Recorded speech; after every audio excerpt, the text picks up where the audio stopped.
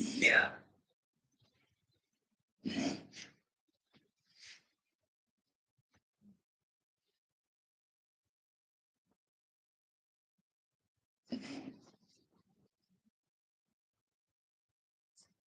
No.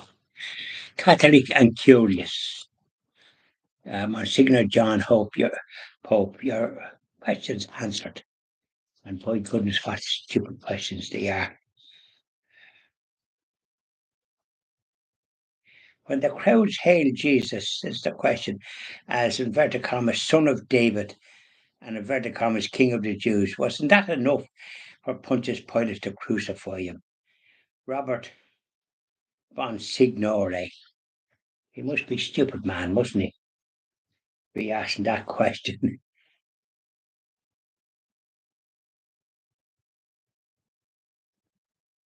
Now, when the Jew, when our Saviour was brought to be tried by Pontius Pilate,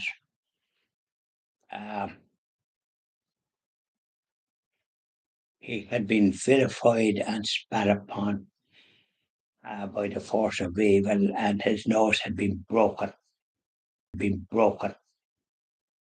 and he was put into a cell where his hands was tied to a chain on the wall. Now, if I was answering that question,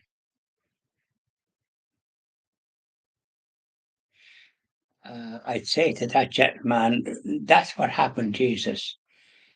There's that sort of, you're still asking that question that you just asked. Or do you not know what happened, Jesus? And what he was, when the Jews tried to kill him because of the miracles he performed. And so when Pilate questioned Jesus, he knew he wasn't a king of his kingdom was not of this world, Jesus said to Pilate. And Pilate's wife warned him not to ill-treat Jesus. He was innocent, but he was a coward. He wanted to release Jesus. And I don't find him guilty of, because these ones had sentenced him to death for blasphemy and put him into a cell where his hands was tied to a chain while there was no sleep for our Saviour.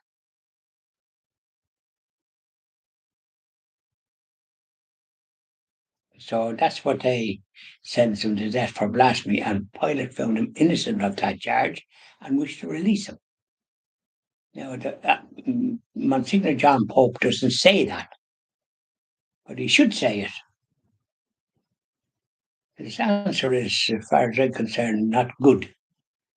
And he says, but Christ said these ones that had sentenced him to death for blasphemy didn't accept that verdict and brought a fresh one, a lie. He conspired against Caesar, crucify him.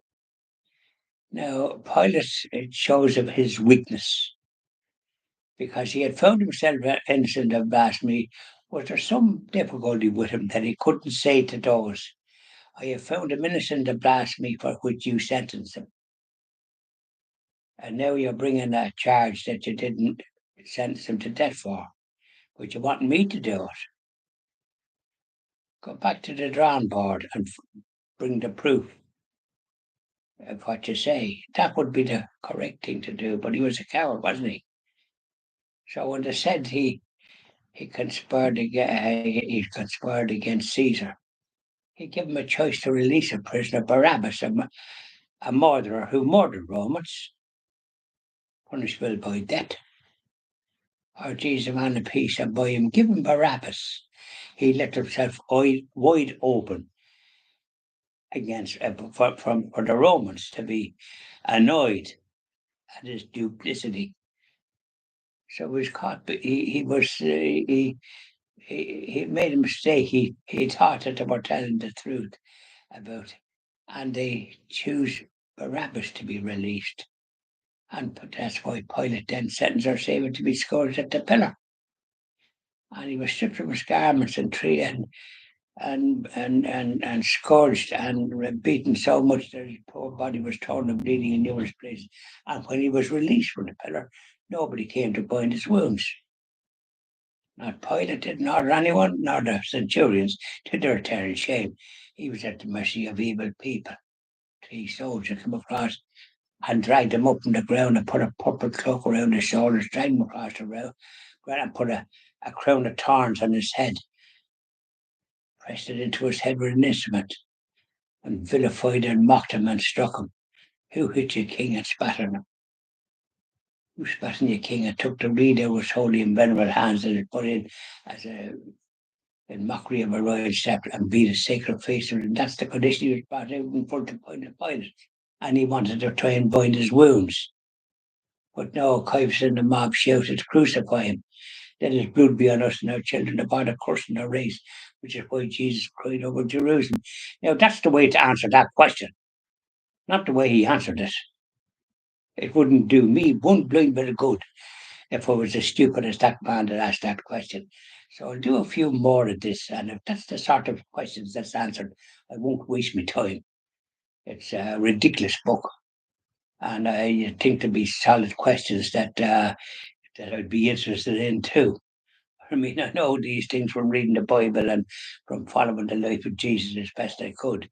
And if I know them, they should know them. But this in the United States, there must be rank stupid so-called Catholics. I don't think they're up to much because if they don't believe the basics, what chance have they got? How can they rear a family with that sort of nonsense?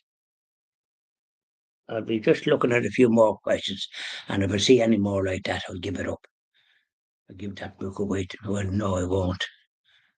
But I wouldn't want to sort of inflict it on anybody. Those are the type of questions. So there you are. No, the answer to that question. Boy, now I want to do me hints after this.